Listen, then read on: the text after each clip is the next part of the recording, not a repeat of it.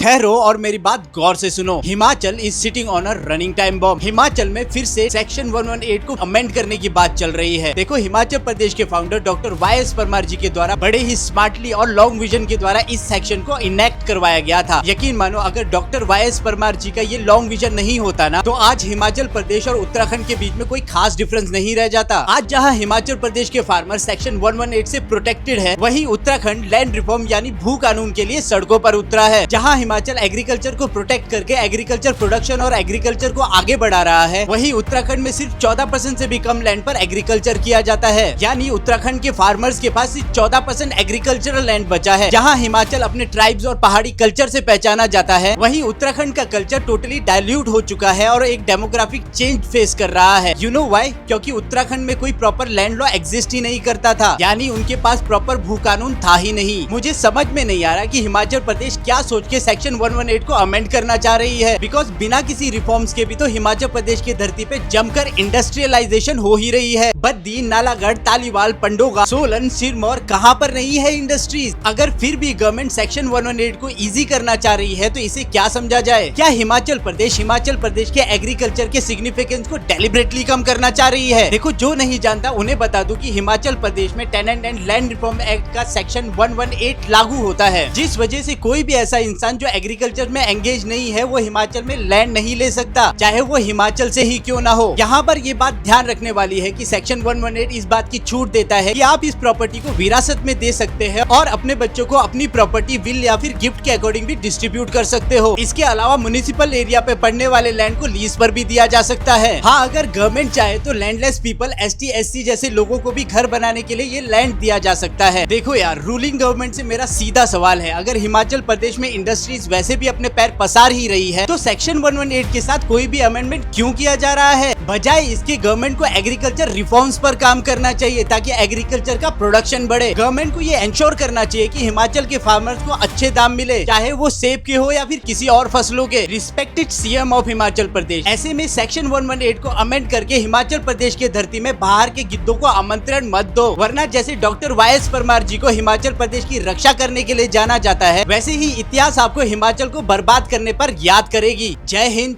Jai Himachal.